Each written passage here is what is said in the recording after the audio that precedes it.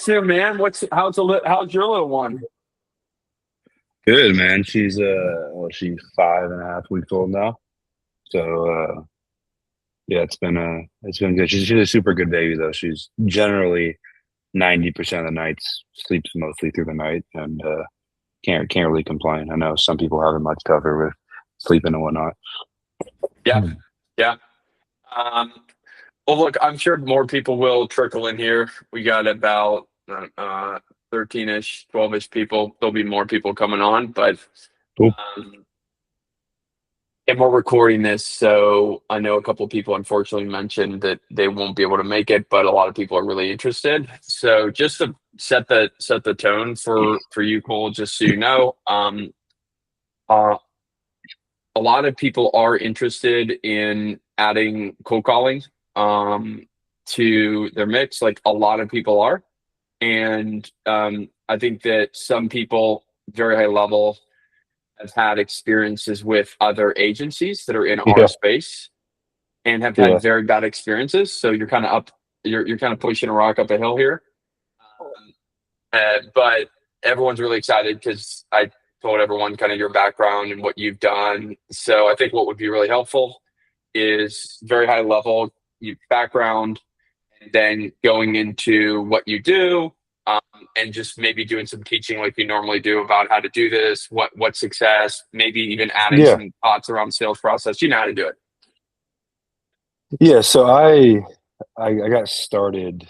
I've been sourcing deals for a decade, and right out of I did a semester of college, and um, pretty early on, I was, I'll kind of explain why the backstories matters here in a bit. Pretty early on, I realized that I didn't want to door knock, and I didn't want to. I didn't have the money to invest, 10+ grand a month in pay per click, and it was way before people were even really talking about cold calling as a lead gen channel, like at scale. There were no real estate call centers in 2017. Um, there was one or two that kind of did it using just single dial and the ready mode and the tools that are out there now weren't nearly as prominent or useful. So it was very different. But what I did is I started my first call center in the Philippines as I was building my team. And we got to by the time I was 20, we got to about 15 deals a month. We were pushing through just with cold calling. And so all I've nerded out on the past 10 years is mostly cold calling. We've done TV ads, radio ads, pay per click, mail. I'm well versed in all the marketing channels. Um, but I still run a company that cold calling is one of our primary offers. And the reason being is because I truly believe in it, and not just because it can make money. And a lot of you guys, if you've used other agencies and services, what they'll do is they'll charge you 3 grand a month, $2,000 a month, 4 grand a month, and deliver you 30 leads. And it's impossible to grow a business paying 3 4 grand a month for 30 leads, 35, 40, 50 leads, because cold calling is a volume game. And I spent better my career. We've employed up to 50 cold callers at a time just for my company, HelloPad. Right now we have about 20 full time just dialing for us. Dialing a mixture of niche lists, so pre foreclosures, probates, tax delinquents, and generalists, so vacants, absentee owners, high equity, all of that. And typically on a good day, my company will get somewhere between 20 and 40 new cold call leads that come in per day. And again, if you do it right, and the way we positioned our company, your cost per lead and numbers are so good that if you get to a 1 in 40, 1 in 50 on land, in my experience, you can get to a 1 in 30. Lead to contract. Your ROI is insane. You should be at a 5 to 8x return on ad spend on cold calling, just like I believe any other channel in this business. So that's why I believe in cold calling. I believe in it because, one, if you're trying to build a team, I don't know how many of you guys here have teams or are trying to build a team of cold callers or salespeople. Um, I've always been a team guy across my companies. Right now, we have about 200 people, and I've always been big on people. And if you're building a real estate company, the biggest thing that you want to do is make sure there's enough opportunity and momentum. So I found even shops, because we have a couple hundred clients, even shops that come to us and they're really big and they have big sales teams, they usually have very high turnover with their team, because sales guys need momentum and need at bats. And if you're just running pay per click, pay per lead, and mail inbound channels, you're not getting the volume every day where they wake up and come to the office every single day and have another 5, 10, 12 leads. And that creates some decay very quickly. And so one of my big beliefs in cold calling and the way I believe you guys should use it is first, just a momentum builder. You should be able to get it to a 5 to 8x return on ad spend. And, you shouldn't be paying $3,000 a month for 30 leads. But if you can get it to about a $20 to $35 max cost per lead, it's something that you should always have on, in my opinion, because it builds momentum. Leads come in daily. You get at bats. So much for some of our clients, and what it is, it's getting enough at bats to get decent at sales. Because we're in a business, it's all marketing and sales. And I know guys that make $2 million a year take home income. An example of that is a client of ours, Brandon, who just came on our podcast, that he was working a W-2 selling security systems for Vivint literally less than 2 years ago, and paid himself $700,000 take home last year. He'll pay himself about $1 million take home this year. And he has a 2-person team. He's just really good at building relationships with sellers. And for you guys that are here, the people that I know that have gotten the wealthiest in this business, yeah, eventually they figure out operations and team building, but they really figure out is 2 things: how to get a shit ton of leads in the door at a cost that makes sense, and then how to build relationships with sellers at scale. And it's not rocket science. I'm very kind of against, and Clay and I know align a lot of this stuff, people that try to overcomplicate what it is to talk to sellers. They try to make it seem like this like rocket science thing. You have to have the perfect script and the perfect talk track and the perfect way to underwrite and the perfect way to negotiate and know exactly what to say when. That's not what real estate sales is. It's all relationship and needs. And you guys here are land investors specifically, so it's always going to be usually a lot of situational distress, not usually, a lot of times not as much asset distress, but what's going on in their life and how can you actually fix that. Some of our biggest deals, we've done a lot of land deals, sold a lot of lots to developers, usually come from finding out what their situational distress is. Are they moving out of the state and they need some liquidity? Did they just inherit this piece of property? Are they going through some kind of financial problem? We've had crazy stuff. People are getting out of jail and they need some cash and they own the property. Or, I'm sure you guys have done deals. Every deal is a wild, different roller coaster with different reasons. But we've always just tried to solve those first, helping people facilitate, what they're going to do with their money. If they're going to do a 1031 exchange, getting them set up with that. It can be anything, but actually solving the real problem. And cold calling is the quickest way to actually get on the phone with someone. And so here is where people go wrong with cold calling. There's 2 ways that you guys will fail and hate cold calling forever. And in this business, you'll find 2 different people who hire a cold call agency or try cold calling or hire their own callers at Upwork. You'll meet the guy that says it never works. No one should do it. They've tried it. It's too expensive. They can't close the deals. The leads are cold. And you'll meet the guy that has figured it out, that loves it, that their team loves it, that does $1 million a year in revenue on it. There's usually no in between. There's no one that it kind of works for. It's usually they're going to hate it or they're going to love it. And the reason is because the cold call lead is someone's calling someone and saying, hey, I'll make you a cash offer on your home. And they try to get a little bit more information, right? And then you call them back, you whatever you say, hey, my assistant called you, my caller called you, and they go, make me an offer. And we freak out. And we go, what do you mean make you an offer? And they go, this lead's not interested. They're saying make me an offer, blah, blah, blah. Reality is, guys, with any marketing channel in this business, our core messaging as investors is, hey, we're going to buy your property all cash, right? We're going to pay you all cash for your piece of land. We're going to make this easy for you. We're going to make this no hassle. And so if someone, I always give the example when I'm speaking, if someone drove by your house and you had a beat up car in your yard and they called you and said, hey, I saw your beat up car. Can I make you a cash offer? And you said, yes. They said, cool, I'll call you back. And they call you back. What's the first thing you're going to ask for? What the hell are you going to pay me for the car? Right? You don't want to talk about your life story and what you did today and your favorite sports team yet. You have no relationship. And so much of most marketing channels in this business, but especially cold calling, the ones that make it work and love it, they expect that friction. And the biggest thing with cold calling is if you can handle that initial friction that 80% of leads are going to have of, hey, you called me, or hey, make me an offer. Hey, I'm actually not sure if I'm interested. And you can get around that of, hey, great, I'm not asking you to sell today. We're a professional company. I need to ask you questions. We need to build a little bit of a relationship here so I can pay you the most I can for your property, right? If you can find a way around the friction with any marketing channel, but especially cold calling, you guys will grow to love the channel because it's immediate. It's an immediate pipeline builder. Like you can turn it on tomorrow. And if you do it the right way and you're using a company or service where your cost per lead should be $20, $35 max per lead, it works incredibly well. If you guys are paying 50, 60, 70, it gets very difficult. That's the other reason people tend to hate cold calling, is because, they're writing a check for 3-4 grand. Like the first cold call company I hired is called Call Geeks, when I was trying to figure out cold calling, and they were charging me 3 grand a month for like, they sold me 30 leads. It was really like 20.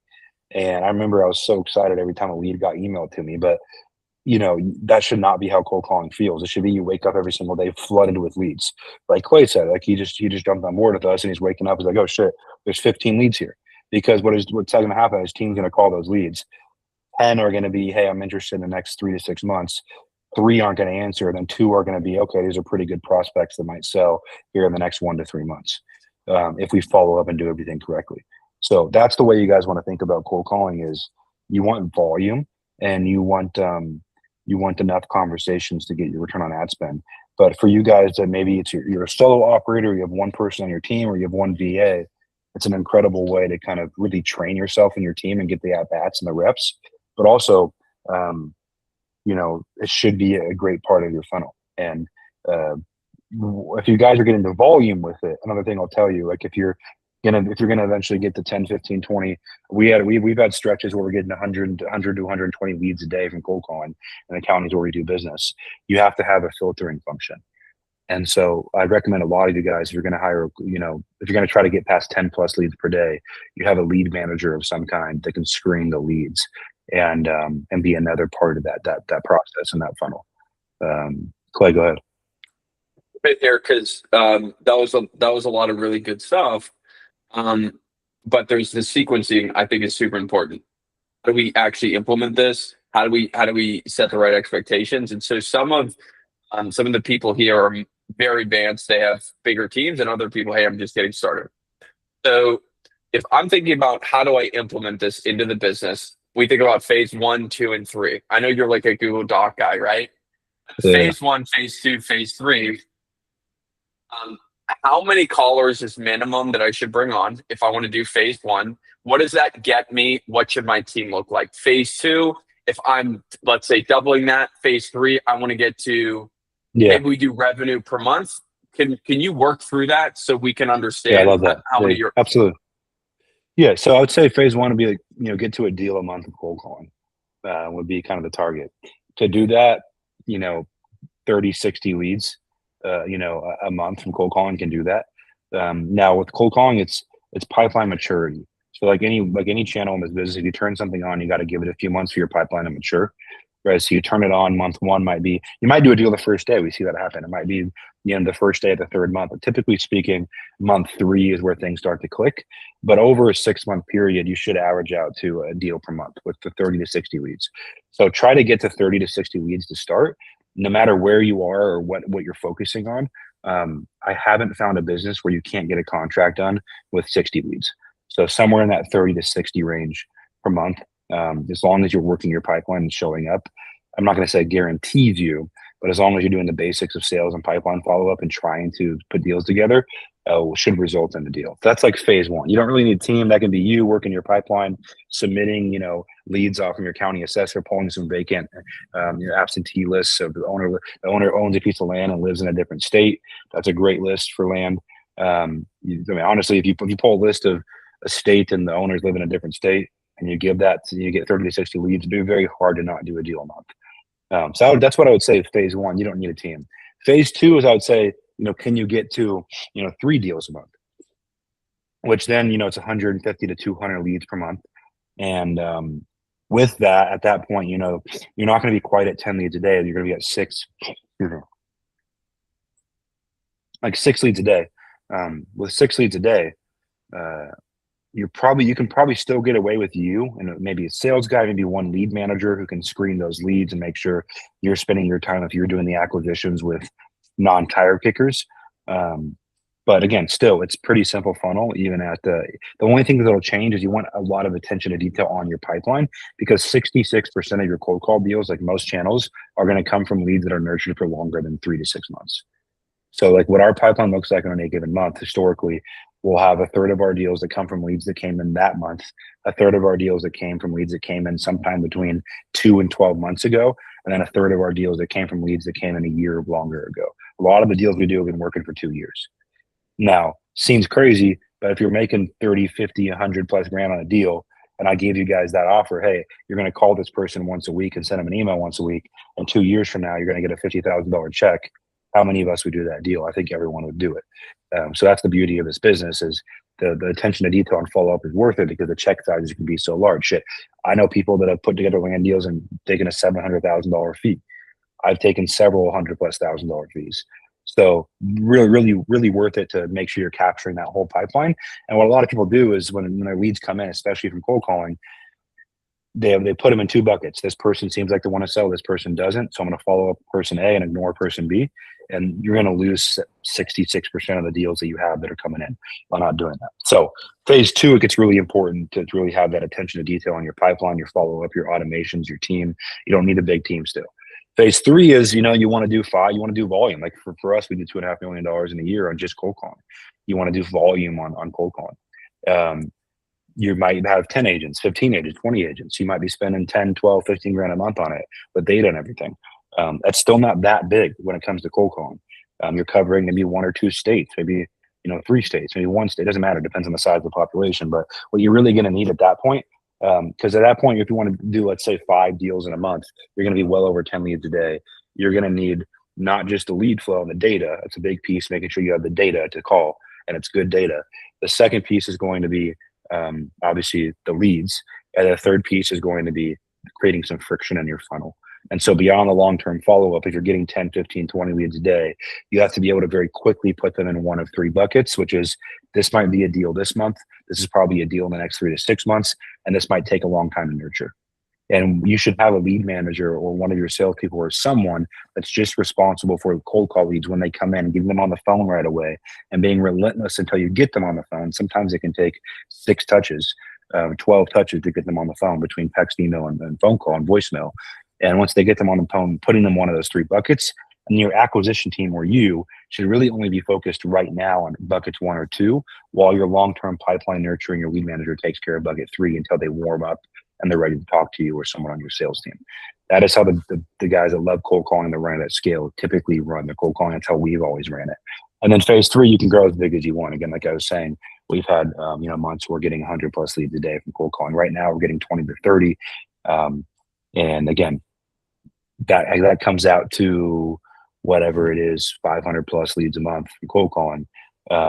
My advice to you guys is you should average out between 30 and 60 leads to a contract, with land deals closer to that 30, as long as you're really working your pipeline and putting deals together. So yeah, if you do those things, it's beautiful. If what you do is there's 2 ways you fail with this. Again, you go pay an agency $4,000 a month for 1 caller, and the price for the cost per lead is way too steep to ever actually make it work. And even if you do, you're never really getting ahead, and your return on ad spend is maybe 1 or 2x. The other reason you fail is you don't do the basics of pipeline and follow up. You don't engage with these leads. You say they're cold. You don't train your team on them. You don't take them seriously. But I know a lot of operators around the country that think of cold calling as that thing that's always on, building the foundation, momentum, and volume. And then you can layer on other channels on top. And I think everyone should, right? Do targeted direct mail. Get very creative with that. Do some kind of very targeted pay-per-click.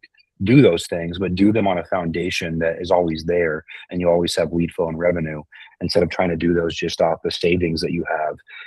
And it doesn't ever create the volume. You need to really build a team and keep them steady and focused and engaged in your company. So is that a pretty good summary, Clay, of those 3 phases? I love it. That's great. So we're thinking back to repeat back to single person, one deal per month. That's a caller a month. For phase 2, you're doing 3 deals a month. How many of your callers and how many callers? If I want to get to 5 deals a month, I know you can't guarantee. I know you can't, right? What on terms of callers? Because I'm capturing all this so we can put this into our group too, Cole. So I would say if you want to do 5 deals a month, I would try to get to 200 to 250 leads a month, right? So whatever that average out to, about 10 leads per working day. And I found if you can get 10 leads per day, that's about the number where you can build a $1 million a year business off of just cold calling. Is about 10 leads a day. That's plenty of work for one full-time acquisition person. And it's the number that seems to get people to about $1 million a year in revenue, just off cold calling if you're working your pipeline. Again, you can't guarantee things, but if you guys are working your pipeline and showing up, that's a good number. So if I want to do 5 deals a month, that would kind of be my goal, to get to 200, 250 cold call leads a month. And the way I would do that is, again, it's typically going to be, with some vendors that, to get to 10 leads a day, you might need 10 cold callers. With us, you could probably do that in 3, and two, probably 3, as long as your data is fresh. Because our model's a little different, and I'll explain that when Clay wants me to, and how we've set it up. But you should be able to when you come to spend, you should be able to get to 250 leads a month, and like 3 to 5 grand a month and spend on cold calling, right? You should not need to spend. That's the thing, right? I mean, that's why people really screw themselves up with this. The way that you win with cold calling is low cost per lead and volume. You guys can't. That's the reason we changed our model. We used to be a high price model. The reason it doesn't work is because even if you're amazing, it's really hard to get ahead with a low return on ad spend. So again, five grand a month, like with us, essentially gets you 4 or 5 agents. So 4 or 5 agents with us, you're gonna have days where you have 15, 20 leads, as long as your data is fresh. So that's how I would look at it, is you should be able to get to that number for definitely less than 7,500, no matter who you're using. But a lot of companies, you want 10 leads a day, right? You're easily spending 15, 20 grand a month, which is impossible to scale. So a couple more questions, and then happy to go into the kind of model, and then I'm sure people are going to have a billion questions for you, Cole. So those numbers are crazy for the amount of callers to get that volume. I think that reading between the lines, though, you've done this in wholesaling, you've done commercial. I mean, these guys don't know kind of all the people that you work with. You hire someone like yourself, and you have the expectation, hey, this is a 6-month commitment for this to get off the ground. You mentioned a lot about follow-up and acquisitions and sales and stuff like that. Where do people really fall down with cold call leads? Because I think that there's a belief shift that needs to happen, right? Yeah. I think Good. I think people really fall apart with cold call leads, really the business as a whole, is they don't take it seriously. And like, if you really ask yourself, like, am I taking my pipeline seriously? Like, is every single lead getting a touch point every single day, or at least when they should? Is every single lead on a drip campaign? Do I understand all of my KPIs?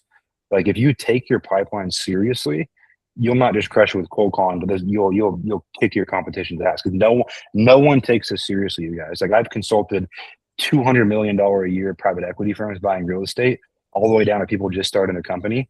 And I've seen companies that have $100 million a year to spend on real estate that still don't take it seriously.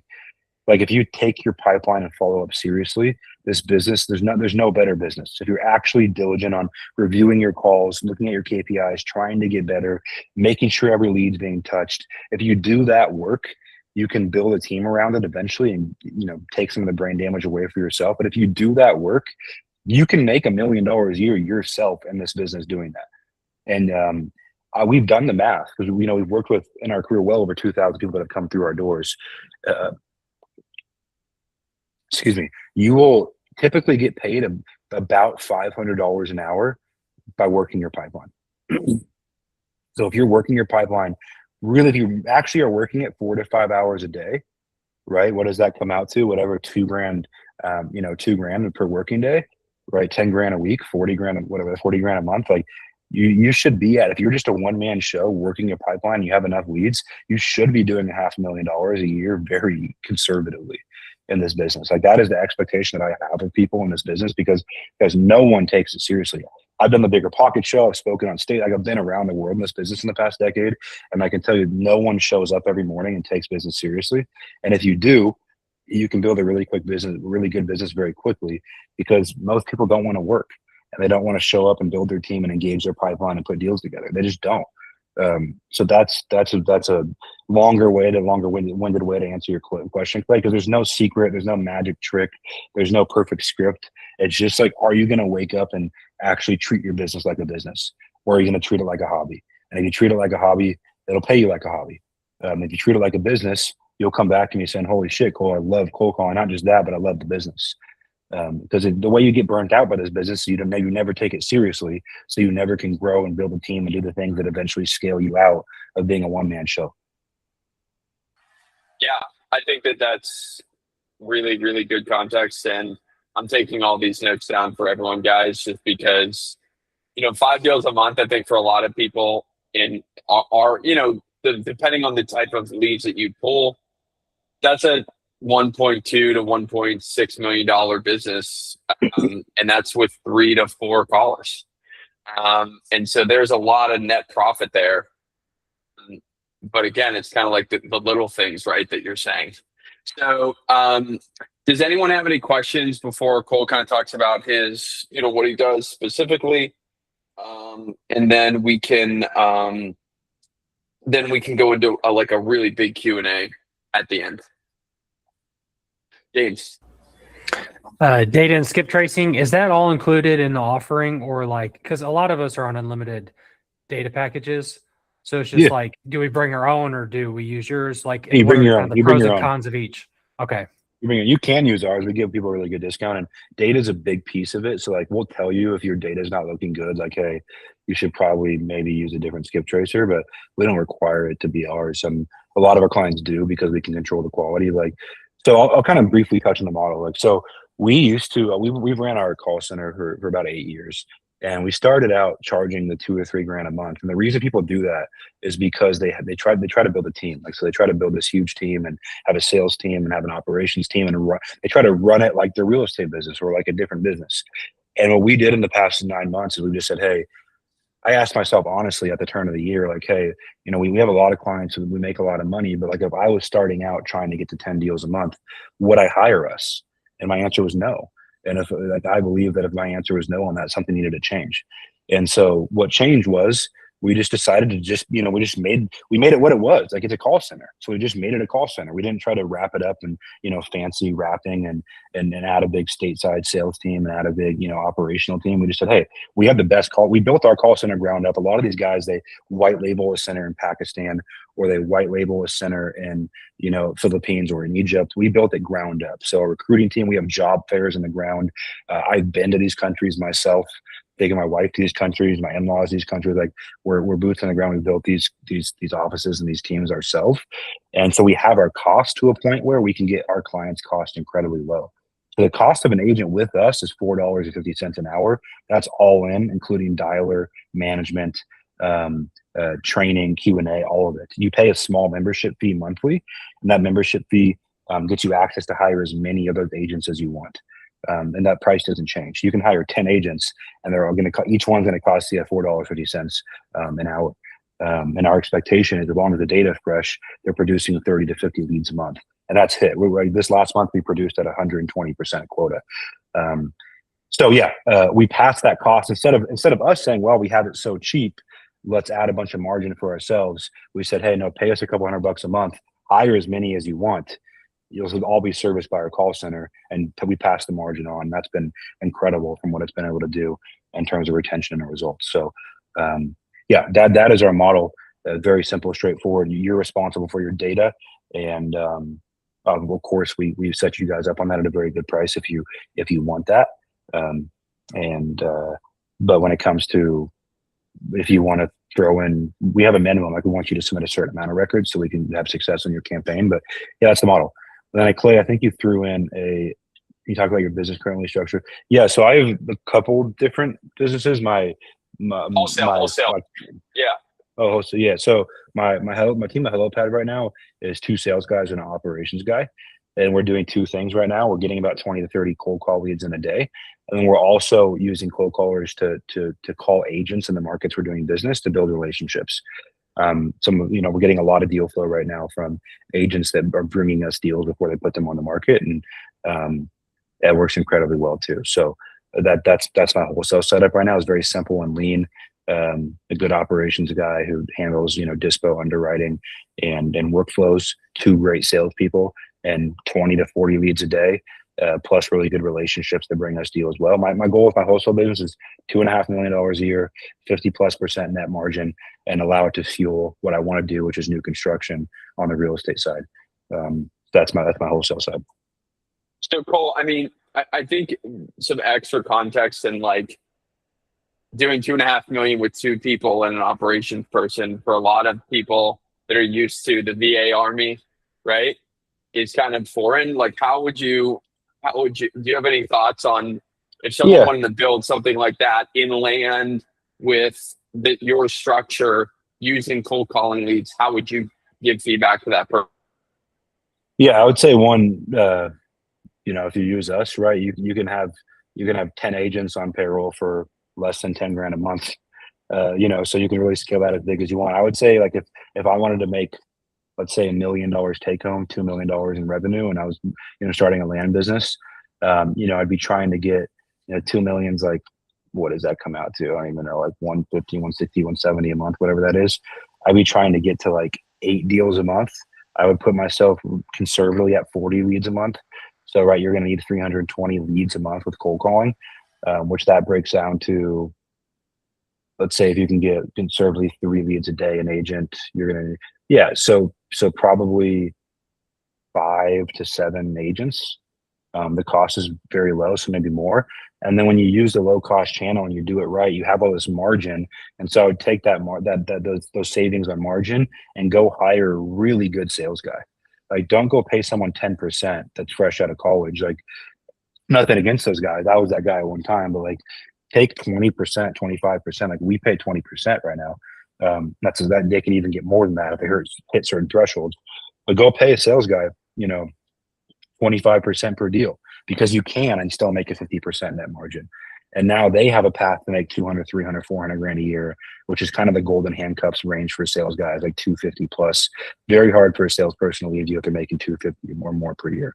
So I would try to go get golden handcuffs on 2 really good salespeople, and pay them a ton. And between operations, which really is just in real estate, it's a good CRM and good workflow. Maybe one operations hire that can be overseas or stateside that handles, underwriting, building your buyers list if you're wholesaling, your workflow, your automation, AI integrations, and then it's really just sales guys. And that's the model that I'm running. And I've grown a wholesale business to about $4 million a year. And I did it the complicated way. We had an 8,000 square foot office, a big team, and you just don't need that. And you shouldn't want it because it's brain damage. Like, you want profit.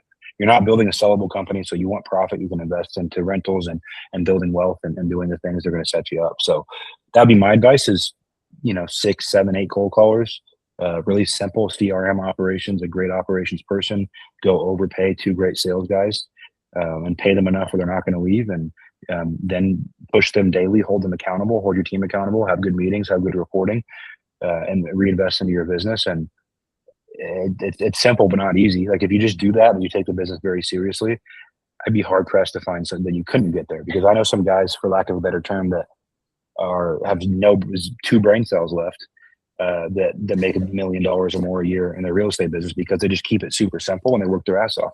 Right? Like, you put a door, like one of our clients, you put a door-to-door alarm system sales guy in this business, and he's making $1 million. He already knows how to grind and show up every day and put calls on, get calls out. So then you add in the right lead flow and structure, and it's hard not to win because the deal sizes are so big. Shit, you could go do a 300 grand deal next month and triple what you would be making on a W-2. So yeah. Yep.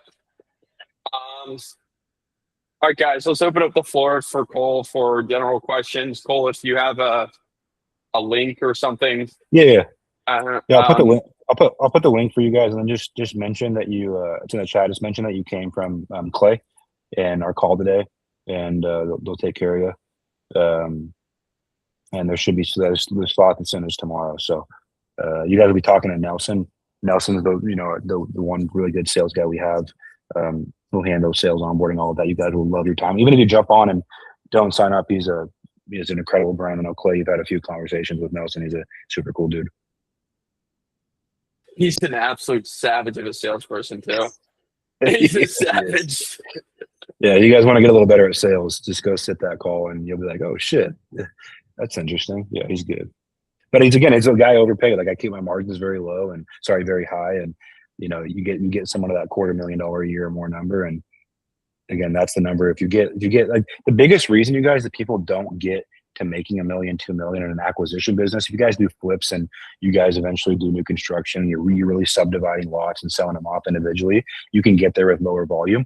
But if you want to run an acquisition and disposition business and get it to that number, the one thing you have, the cycle of death is the merry-go-round of sales. Like, you just can't keep a sales guy longer than 2 or 3 months or 6 months, or you can't keep them performing. That's the piece to figure out. And the way you do that is you keep your margins very high and you overpay them. And then you manage them. Like, you hold them accountable, of course, and you run a good company, but you go find a guy that's been a real estate agent for 10 years, and now all he has to do is sit at home in his underwear and talk to owners of land, and he's going to make 300 grand. He's never going to leave you.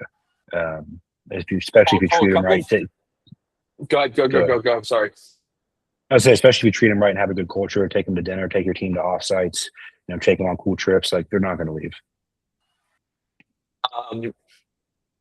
So do you pay a base for your sales guy, or is it pure commission? No. A lot of times when I'm recruiting hard, I'll do a signing bonus of 5-10 grand and or a draw. So for the first 3 months, they can draw up like $6,500.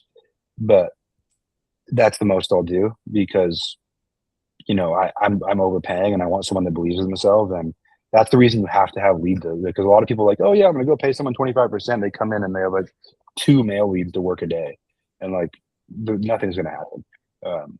So yeah, and I work it out with people on an individual basis. So like, yeah, if I really want this guy, and he's like, hey, I need a guarantee of like $7,500 a month for the first 3 months as my pipeline builds, and I have the cash, I'll do it.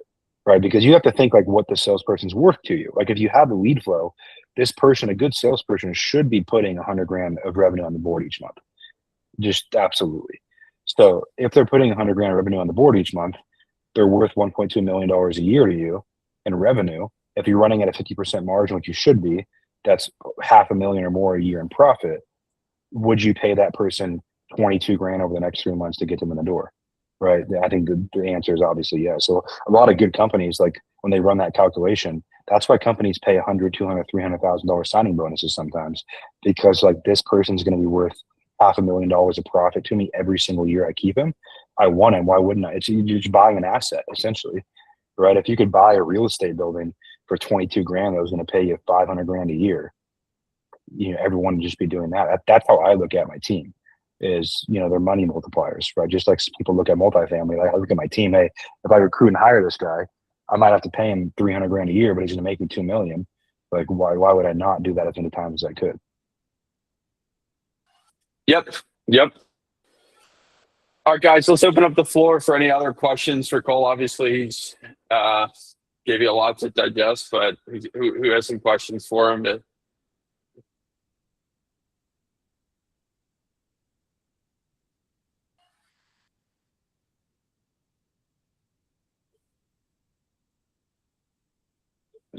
Workflow. So do you mean like just overall how the company works from lead intake to pipeline to like, what do you mean exactly by that question? Yeah, like when the lead enters the CRM, how many times it's touched, how many times you follow up. Yeah. Wow. And what are your, like, when do you call it dead? That's my question. We only really call a lead dead if someone literally dies or they sell the property. So like, that is a dead lead to me. Otherwise, like, we're going to try to get into contact with, a lot of times when you skip trace, it'll come back with names, numbers of relatives or cousins, or we'll look them up. So our workflow is lead comes in, it goes through what we call Hell Week. So 5 days of just a blitz of text, emails, phone calls until we get them back on the phone. That's so much of what lead gen and deals is about in this business, is getting someone back on the phone ASAP. So we get them back on the phone. We put them into one of those 3 buckets. It's our lead manager doing that. If it's bucket 1 or 2, meaning they're going to sell in the next 6 months, or they have selling indicators, it'll go straight to our sales team, and then they'll own that lead. They'll put them on a drip campaign. They'll handle follow-up. A big rule of thumb for us is that we always cut follow-up in half. So if someone says follow up with us in 2 weeks, we're following up with them in 5 to 7 days. Someone says 2 months, we're going to follow up with them in 2 to 4 weeks. If it's in the 3rd bucket, a little colder, longer term, the lead manager is going to own that lead in that 3rd bucket until there's some kind of selling indicator that they're ready to talk to our acquisition team. Now, in that workflow, we do a lot of trust building, so credibility packet, making sure you guys have a BBB accreditation, you have Google reviews, you can make sure you're building trust and rapport, and we just are very thorough with communication. And then if we can't get a hold of someone after that first week, no matter what we do, we'll do we call it a deep dive. So we'll try to find other owners of that property. We'll try to find out if that person had passed, if there's other phone numbers we have for the people that know them. But we're not going to give up on it because this person told us somehow, yes, I want to sell. Now they're not answering. Well, that doesn't mean we're going to leave them. The thing I always say to do is go put your phone number and email in on a lending site, like Lending Tree, and you tell me when they stop following up with you. You know, it'll be 18 years from now when you finally find a way to block their number. But like they don't stop because you've told that you've showed a signal of you're going to buy. And to them, that's as valuable as it gets. Same thing here. Once someone says, yeah, call me back about selling my house, it doesn't get more valuable than that. And then it's on you to make sure they don't forget about you until it's their time. And a lot of sales in the real estate business, they come in kind of interested. They talk to you back and forth. And then one random Tuesday, they wake up and they say, no, today's my day. I'm signing an agreement. And if you're not there and you're not following up, you miss out. And so many people get upset because I followed up with this person for 3 months and then they signed with someone else. I'm like, yeah, but you missed the 2 weeks where they actually decided to sell and they didn't hear from you. And you know, that's why it's so important to think through the whole funnel. So I hope that answers the question. Yep. Thank you. Second question, like I've worked with a lot of CRMs. Which CRM apart from yours would you suggest that offers you, like allows you to call in multiple times with the same number without like affecting the health of the CRM or like your number going up in spam or something like that? Because I know like, Yeah. So the spam stuff, that'll always happen. That's not a CRM issue. That's a phone carrier issue. And every CRM, they all use Twilio as their main phone carrier. Even the CRM that we've built that we haven't released to the market yet, like everyone uses Twilio because it's the easiest, it's the best integration. So it's really a phone carrier issue. So it's swapping out numbers and it's monitoring your number and DID health and spam score risk and all of that. But that's not a CRM issue. But I really like ReSimpli. My company's using ReSimpli right now. I think it's pretty easy and I think it works for whether you're doing commercial, residential, land, whatever you're doing in real estate. I think it's a pretty great option for what it has. I think they've kind of, the reason we built our own because they've kind of complicated it. They have all these AI tools and stuff in there now. You really don't need AI tools to run a pipeline. Like you can use them to get better at underwriting and follow up, but you don't need to go into ReSimpli and turn on 20 different AI tools. It's just a waste of time. And I think it kills more deals than it creates a lot of times. So yeah. thank you. That was great.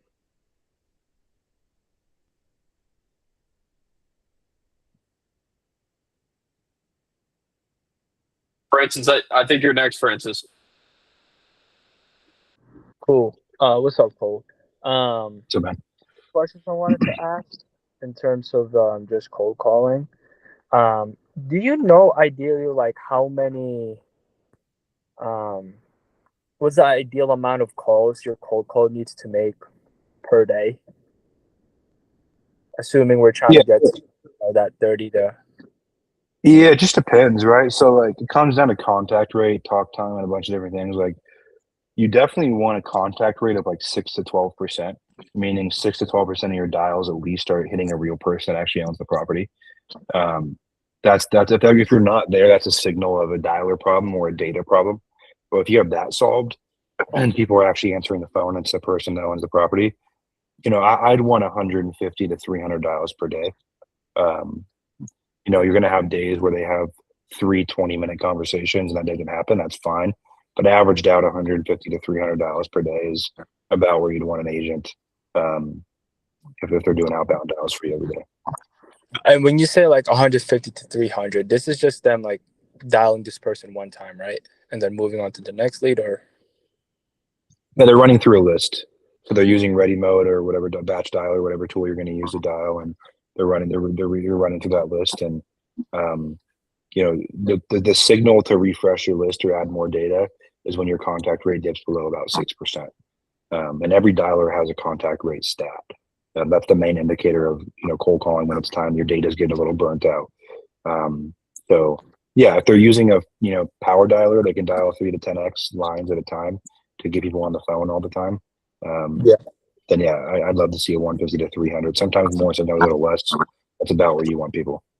I got you. And you mentioned like ready mode and like all that stuff. What do you think? Like, what do you recommend is like the best cold calling software to use? So if you're just running it yourself for your own company, I think Batch Dialer is the easiest to use in terms of their UI and UX. If you're looking for something more scaled up for like a team of 10 agents, Ready Mode's probably a great option. You guys will want to be thoughtful of, there's some dialers that are considered predictive dialers that aren't TCPA compliant. Like LiveVox is one of those. Call Tools is considered a predictive dialer that are a little more shaky on the compliance side, but Ready Mode and Batch Dialer tend to stand up pretty well when it comes to how they're classified. So those tend to be my two favorites.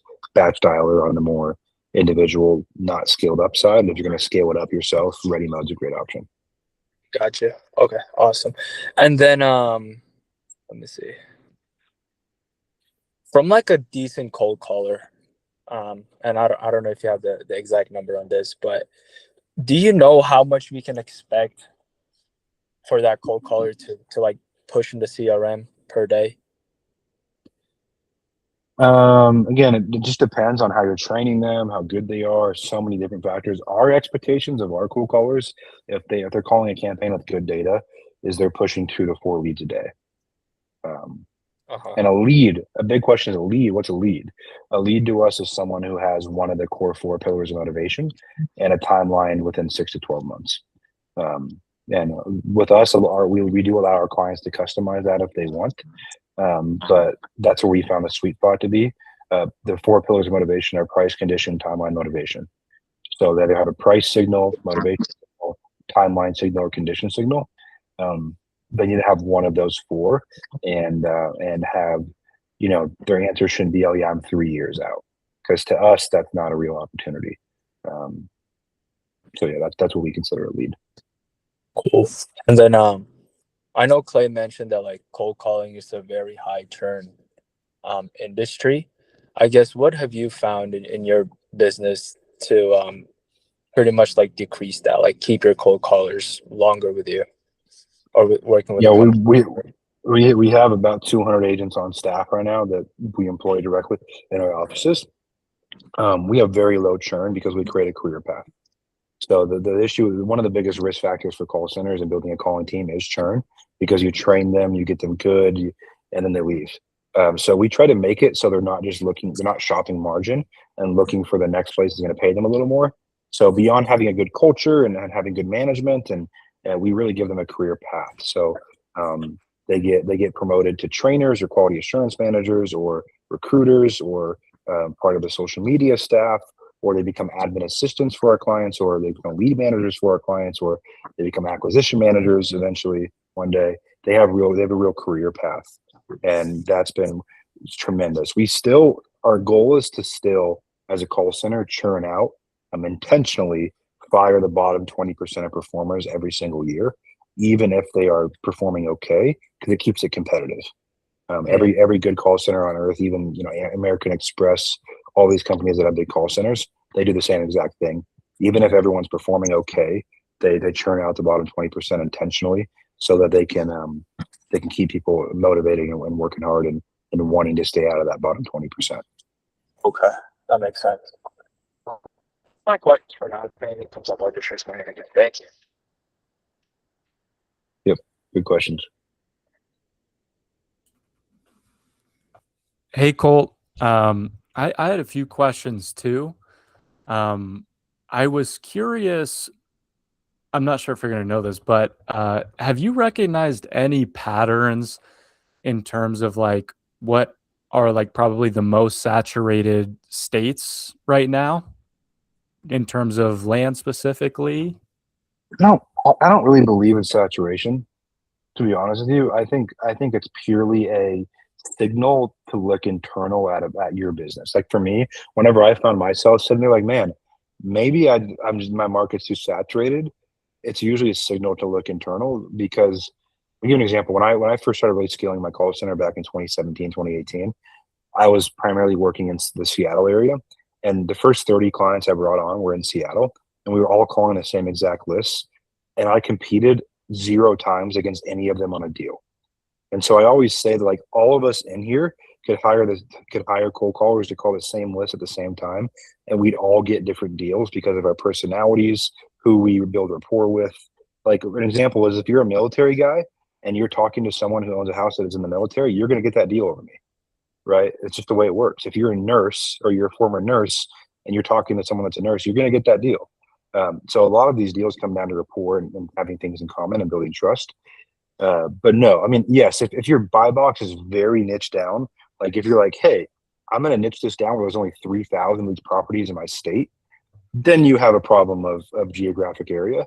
But otherwise, you don't really have that problem. Again, even if you had a lot of competition, you'd be shocked how unserious people are about their business. And, I have a belief, because I've done it, I know a lot of people that have, that you can pretty much go to any decent size county, state, city in this country, no matter what asset class you target, and do $10 million a year in revenue and be a small fish in that pond.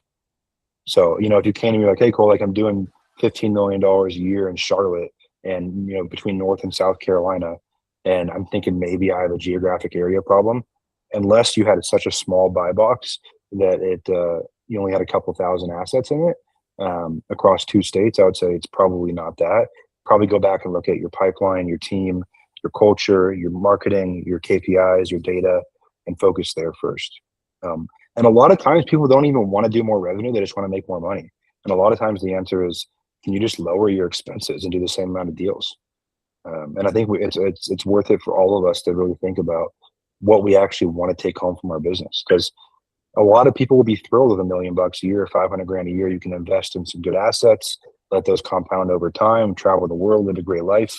And self-awareness is so important. Otherwise, we build ourselves these prisons and have no idea why we did it. So again, kind of a long roundabout answer, but I hope that answers your question. Yeah, that kind of vision makes a lot of sense, or that way to think about it. So that's pretty helpful. And I had 2 more, if that's okay. I had a question on, are you able to share like best practices for like an opener? Because for cold calling, the opener is super important in terms of like how you train. For the initial cold call? Yeah. So we've had the best success keeping it very simple. So our opener is literally, hey, James, just making sure you still own that property over on blah, blah, blah street. We'd love to see if we can make an offer on that. That's pretty much the opener. Right. Okay. We don't try to make cold calling more than what it is. It's not some like magic secret anything. It's just, hey, do you own this property? Yeah, I do. Great. Here's why it probably was worth it to spend 2 to 3 minutes on the phone with us. And then they go through a very basic question and answer sheet, just asking about what they're open to discussing now, what they don't want to discuss till later. We compile all that information. We get them off the phone. The goal is to get them off the phone between 3 and 7 minutes or sooner. Right? We don't want our cold callers having 20-minute conversations, because all that does is gives them more time to scare off a seller. And we don't want them doing the full cycle sale. We want them just like your pay-per-click ad's not there to negotiate with someone. It's there to say, hey, if you're interested in selling your house, click here. Right? So we treat cold calling like that as, hey, you're interested in selling your house? Do you meet these couple of criteria? Cool, click here. We'll get you to someone who can actually discuss numbers and timeline and all that stuff with you. Okay, cool. That makes a lot of sense. And I guess my final question is, I know dials is kind of a harder number to track because you might have like a triple line dialer, like a single line dialer. But in terms of like talk time, I assume they work like an 8-hour period. Do you know on average like what your callers are actually like spending in terms of like them dialing, I guess? Sorry, did that make sense? Like I explained that. Yeah, like how many hours do one of the dialers actually dialing? Yeah. Yeah, so we try to, again, we want to retain our agents. Like, we don't try to work them to death. A lot of these centers overseas that people contract and then build their real estate call centers around, they do that. And I think it's a terrible way to run the business. So we want them on the phone, engaged with sellers 4 to 5 hours a day. And then we give them 2 very long breaks. We found working, because we've tested this, we do everything by testing, working someone 8 or 9 hours with a short break versus 4 or 5 hours with 2 long breaks, we produce more leads. They like to be at work more. They know they have that next break coming up. They can really recharge their brain, get a bite to eat. We let them leave the office and come back. We let them also, we as long as they have what we call a compliant home setup, where they have the equipment and they prove to us they have the equipment we want, we'll let them dial from home a certain amount of days per week. Because again, we want to create an environment where people want to be here and spread the good word and retain our agents. So if you have an agent that's dialing 4 or 5 hours a day, really engaged and they're energized, it's much better than 8 or 9 hours a day, but they're flat and they're monotone and they're burnt out and they don't want to be there. Okay, cool. That's awesome. And can you dive into kind of those breaks by any chance? Like, like after a certain amount of hours, they get their first break, or anything like that? Yeah, kind of wherever. I mean, honestly, right now we're letting them take those whenever they want. So, like, as long as, again, my whole saying for them is we're very flexible on their end state and what they have to produce. We're very firm on that. We're very flexible on how they get there. So if they want to take that break, they want to take a 2-hour break altogether, they have to run an errand, go to the doctor, whatever it may be, great. If they want to take, 30 minutes here, 30 minutes there, fine. If they want to take an hour here, an hour there, great. Doesn't really matter to us as long as they hit their calling hours in the day and their lead flow targets. Okay, that's awesome. Thank you. I appreciate it. Yep. I just want to echo what you said, Cole, about the competition thing, because I think it's really important. So I know a guy, very, very well-known investor. He's in Richmond, Virginia. He has a conservative guy with a Trump sticker on the back of his car. He has a girl with purple hair who's a salesperson, and he's someone right down the middle, and they all have different close rates, and they all are really good salespeople, but they're vastly different people, and they're in the same market. So it's so important we think that it's just like, in the land flipping world, we're like, oh, it's just land. And there's so many more personalities and sales, archetypes that actually matter. Someone who's a woman is going to close differently. Someone who's a man, not that it's going to be like maybe percentage wise, but the person that they're going to close. So I love what you're talking about, Cole, with having the diversity of team members and most importantly, the diversity of acquisition managers, which creates the alpha. And maybe that's one of the reasons why you said at the beginning of the call, which I've experienced this, by the way, with other agencies, which is cold calling doesn't work. And it's like, look internally and say to yourself, where can I actually improve? Because there's got to be places that I can if other people are crushing it. So just wanted to echo what Cole said. And I think it's super important for us all to look at our businesses and ask ourselves the same question. Yeah. Well, it's one of those things too, like the reality is, like, I talk about so much taking your business seriously because entrepreneurship doesn't work for 99.9% of the world, right? Like you have to really have an intense ability to look in the mirror and blame yourself for things and fix them. And that extrapolates all the way down to marketing channels and how you hire and who's on your team. And it's that intensity. If you want to, I always tell the example when I was 21, so 7 years ago, we had our first year of over $1 million in revenue. And I got invited to this event where you have to prove, in Arizona, you have to prove you did the revenue and blah, blah, blah, blah. And there was 50 guys there, guys and gals. And they were all doing $1 million or more. And now, 7 years later, we all kept in touch. We were in the same cohort, in the same Facebook group, all of that. I only know 3 of them that are still running a business, right? Not because they didn't make money, not because they didn't have revenue, not because they didn't have work ethic or talent. They just didn't take it seriously enough for a long enough period of time to build a real business. And eventually you will burn out on the hamster wheel. Like we all know the real estate agent who's 60 years old, who's been a one-man show forever, that's now saying, man, shit, I don't really want to do this anymore, but now I have to. Like you don't want to do that. Like you're better off working a job and having them match your 401k if you're not going to really take your business seriously and hold yourself accountable to a pretty high bar.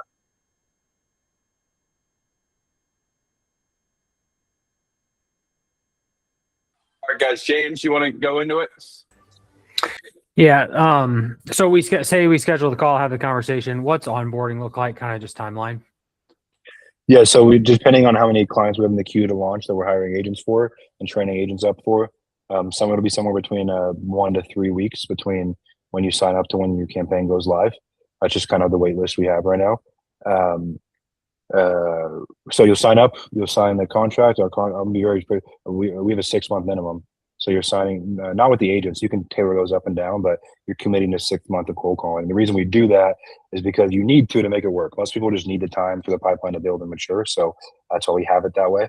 And then you submit your data. You have a campaign manager that works directly for you. If you want to customize anything about your campaign, they'll deliver you your daily KPI sheet, any recordings you want to listen to, tweaks to your campaign to let you know when you need more data. And that's really it. Once you submit the data, and if you need help with that, we walk you through it. If you need to use our software at a low cost, you can do that. And then we start dialing and leads show up in your CRM. Part of onboarding is integrations too. So making sure we have it set up so leads flow right into your CRM with no hassle. Yeah, that's what onboarding looks like. Yeah.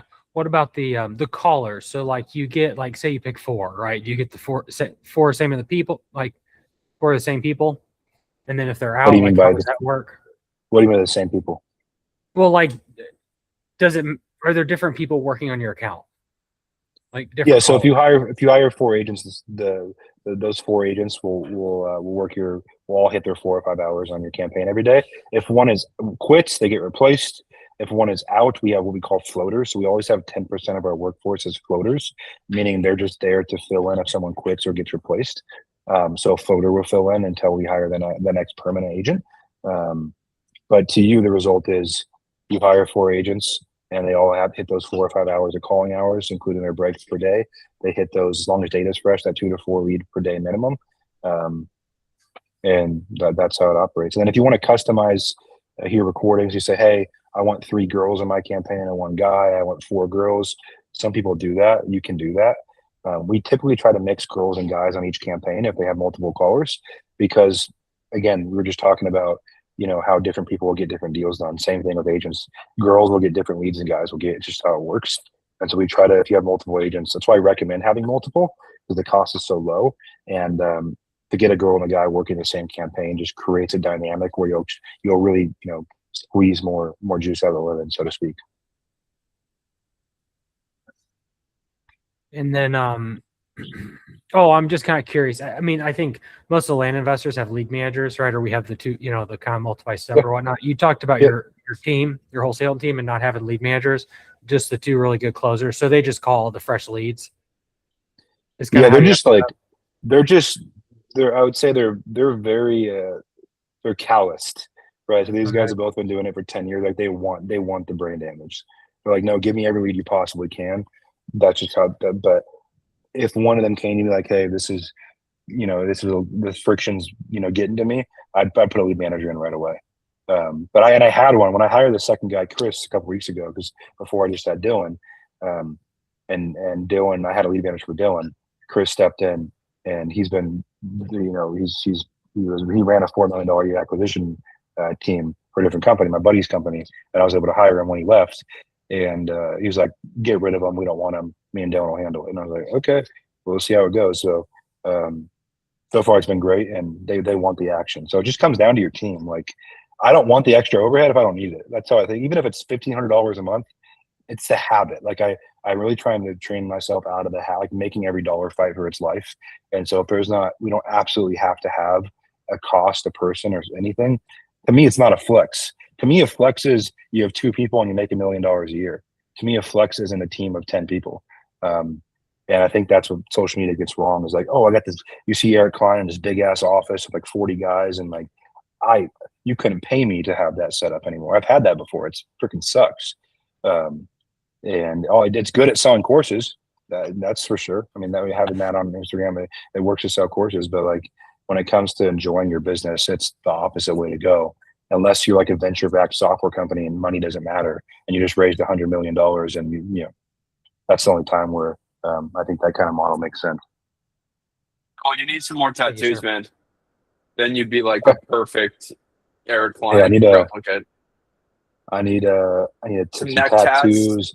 I need to scream Right more here. online. Scream at people on Instagram. Yeah, Take your shirt off a little bit more, please. yeah, yeah. Yeah. Yeah, I mean, if you guys are buying, if you guys are paying his call center, that's an IQ test. It's really what it is. Like someone screaming at you in a Rolls Royce online, like that's a automatic head the other direction. I guess it works. Until it doesn't, he'll be gone in the next 3 years. I've seen 200 of those people come and go.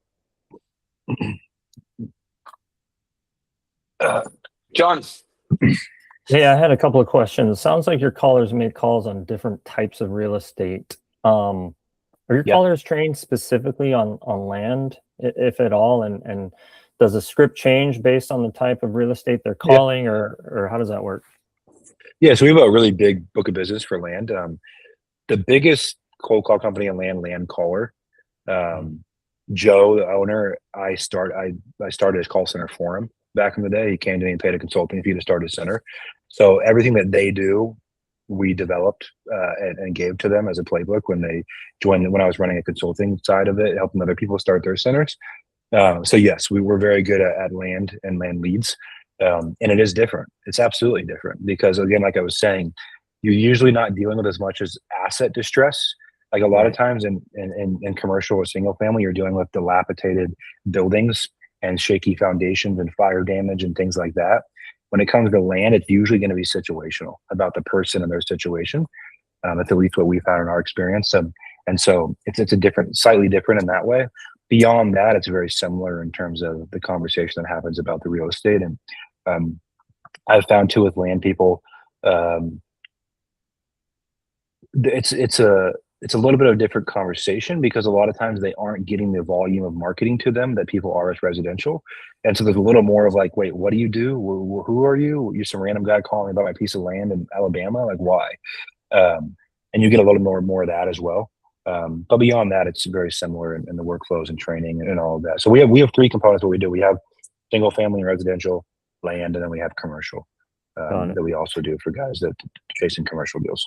And so do your callers overlap on all of these different real estate asset classes, or not typically? Sometimes on land and residential they will, but like we're not going to take one of those and have them call a multifamily list. It's just a different training that they need. So do you have like a group of land cold callers? It sounds like. Yeah, some of our residential, like if a residential caller worked on a residential campaign for the year and they're incredible, we're gonna have no problem, giving them some more training. And we have a really, really built out team of trainers and QAs that, we'll absolutely shuffle them over and get them what they need to be successful on that. Got it. Okay, thanks. Yep. Hey, Cole. Sorry, dude. I think you said this earlier. I just couldn't write it down in time. You're good. You were talking about your 4 pillars of motivation. I got price, condition. Was it timeline and motivation? Yep. Okay. Yep. And so, and you said that you use those 4 to qualify a lead to be passed to the CRM. Yes. So we want to see one of those 4. Sometimes we'll cold call someone. I'll go, I really want to sell. I can't talk right now, but here's my info, but I really want to sell. We'll still submit that. You're right. So it's not by any means like it's not 100% strict, but what we don't want to have is you guys get a lead and they'll still slip through. If you guys have 5 callers with us, once in a while, you're going to flag a lead to your campaign manager and you're going to be like, hey, this one came through. It's really weird. Can you check on this? That'll happen. It's just what happens with volume. But typically speaking, we want to see someone that has some signal of why they want to sell. Like, I don't want the guy that says, hey, I'm thinking about selling maybe next year. Like that's not a lead. That's someone that just kind of wants to waste your time. Now, some of our clients are like, yeah, send that to me. I don't really care. But we don't start out doing that. And when you onboard, you'll have a call with your campaign manager and you'll talk through that stuff of like, hey, what do you want? What don't you want? What do you want? We'll start with what we know works. And then from there, you can customize it if you deem necessary for you and your business. We have some clients that are a one-man show. Like, I only want you to submit me leads if their asking price is 30% below Zillow value. And I'm like, that's the worst way to run this business because most deals don't come in that way, but we'll do it if you want. You're paying the bill. If that's what you want, fine, but we don't recommend it. So it's really up to you. We start with kind of our baseline, and then You're able to work with your campaign manager in your weekly meeting on however you want to customize it. Okay. And for price, I know you mentioned Zillow, the Zillow estimate. Is it if they give you a price at all, would that be considered qualified, or like how does that kind of work in terms of price specifically? Yeah. So to use it as a motivation flag, it's going to be below Zillow value. If they just throw out price, we'll include that in the notes. But to include it as a motivation flag, hey, we're sending this lead because of price, they have to be below Zillow value. But again, you guys, I don't want you guys focusing on that kind of stuff when you get leads, because most deals in this business that come through, the first thing they're asking the cold caller and telling you is very different than how they actually feel. So again, it's at that first, like, you have to kind of get through the friction part of the conversation and get into their actual motivation and timeline and build a relationship. That's when all the magic happens. Okay, cool. Thank you. Yeah. Okay, guys. Any other questions for Cole?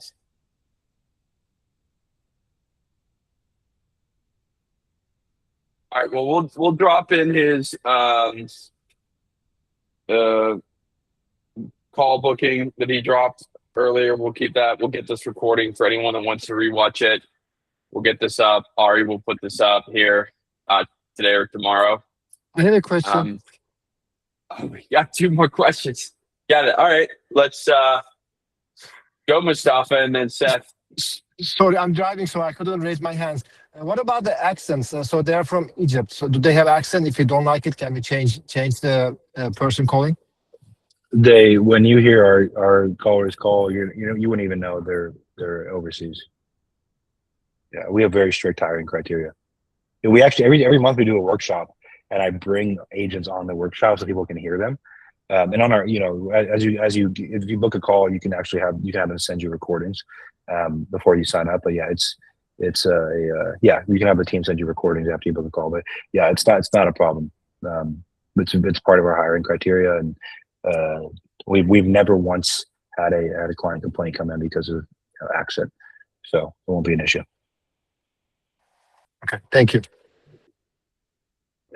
Hey, yeah, cool. I was just kind of curious. Like, I was a little confused on the extent of everything that you're providing. Like, it doesn't sound like there's a lot of handholding there. It sounds like here's your cold caller, or 2 cold callers, or 3 cold callers. We'll train them on how to qualify someone. You send us your numbers, your lists. You tell us what CRM to use. So we're basically providing like all that other stuff, and then they're just kind of plugging into it. Like, I'm just kind of confused. Yeah. So what we handle is the hiring, training, quality assurance, management, replacement of the agents that you hire, and the dialer. So like when it comes to producing a lead, all you're responsible for is submitting us data. And we'll also walk you through that. And if you don't have a good data process, kind of show you what we recommend, but you are responsible for your data. The reason we do that is because we found that that's something that people need to learn eventually. And so we'd rather just get it out of the way and have them learn it and be able to submit their data to us. It's beneficial to you because then you can use that data for direct mail, for texting, if you're going to do text marketing, whatever you're going to do. So that's the first part. The second part of like your CRM, yeah, we can plug into whatever CRM you use right now. We do, if you don't have one, we do recommend Simply, and we integrate directly to that, so the leads will come directly to your CRM from the callers as they call on your campaign. So the only thing that we don't handle for you is your data when it comes to cold calling. Everything else we do handle, and we have a team that works directly for you. You have a campaign manager dedicated to you that'll be there on call to answer questions, to make customizations, to get you what you need, to let you know when they need more data. All of that is included. So yeah, it's very simple, straightforward, and it's built to give you a certain amount of control without having to worry about the brain damage of managing cold callers.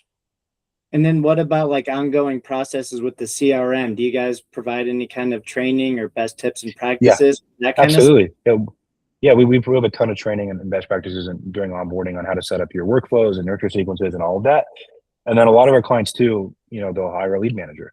So we also for active clients, we don't promote it as like our top of funnel product, but a lot of our clients eventually will hire a lead manager from us as well. But also work for them and manage their pipeline and do a lot of that stuff as their cold callers ramp up. Okay, but if we didn't have that in the beginning, you'd be able to help us like act as our own lead manager and kind of go from there. No, we don't. We're not going to act as a lead manager. The cold caller is just there to generate leads, and then you'd be responsible for your pipeline and working your pipeline and all of that. Yeah, and that's what I meant was like you'd be able to help us maybe like as. Oh yeah. So when you're our gonna own- you're gonna get access to all of our resources and tools and materials and all the stuff we recommend for setting up your Simply, for managing your pipeline, all of that. Okay, cool. Thank you.